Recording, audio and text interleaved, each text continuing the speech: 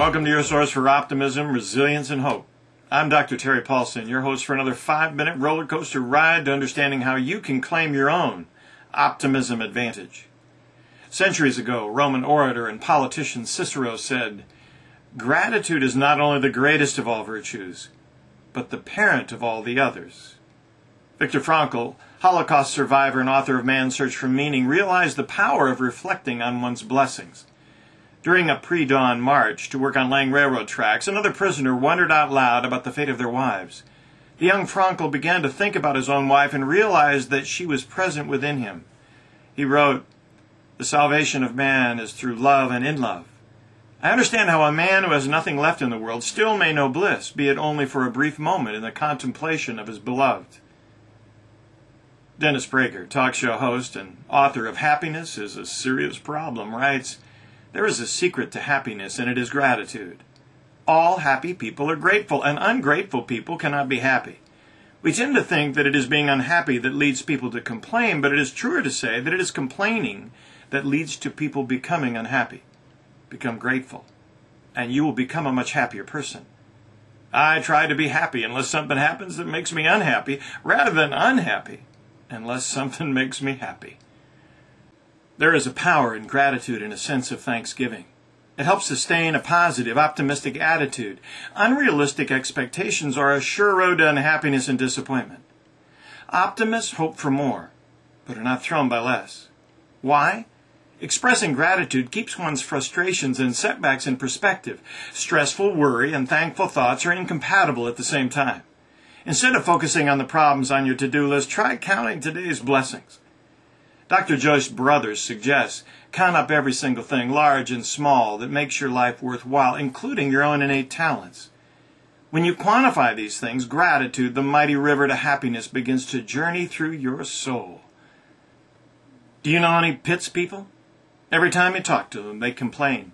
The economy is the pits, this company is the pits, in fact, you're the pits. After 30 minutes with a pits person, everyone's morale is sagging. Don't get stuck playing the complaint game. In daily conversations, try a more thankful or upbeat response. When people ask you, "How's it going?" say, "I'm just blessed out," or "I'm living the dream." Spread a few smiles and watch attitudes lift.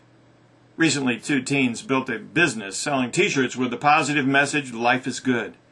They haven't been able to keep the t-shirts in stock. The media may make a living bringing you the worst, but the people making things happen in the world don't have time to watch. They're too busy inventing a future they want to live in. Some think possessions will bring happiness. All it takes is a disaster to prove what really matters. It's your loved ones, not your luxuries, that count. Life is less about what you've lost and more about what you do with what you have left. Many spend years getting more things to fit into bigger and bigger houses, only to spend their last years going smaller and craving simplicity. Francis Johnson wrote, "If we fasten our attention on what we have rather than on what we lack, a very little wealth is sufficient. I'd rather be rich than poor." But riches don't always produce optimistic attitudes. The wants and worries of the rich just involve more expensive toys. Maybe there's a reason so many faiths encourage a spirit of thanksgiving. Judaism encourages morning prayers to be thankful for the routine blessings in life. When believers open their eyes in the morning, they thank God that they are still alive. They thank God that their body is still functioning. Before they take a bite of breakfast, they thank God that they still have food. That same spirit of thanksgiving is evident in the Christian faith. The Apostle Paul, writing to Christians in Philippi, wrote, "Rejoice in the Lord always. I will say it again, rejoice. Let your gentleness be evident to all. The Lord is near. Do not be anxious about anything, but in everything, by prayer and petition, with thanksgiving, present your requests to God, and the peace of God, which transcends understanding, will guard your hearts and your minds." Reinhold Niebuhr penned what has come to be treasured as the serenity prayer. God, grant me the serenity to accept the things I cannot change, the courage to change the things I can, and the wisdom to know the difference. So in summary, choose to be thankful. Count your blessings more than your problems. Instead of dwelling on what might have been, look for the unexpected openings that present new opportunities you don't want to miss. Trade your preoccupation with things out of your control with constructive action.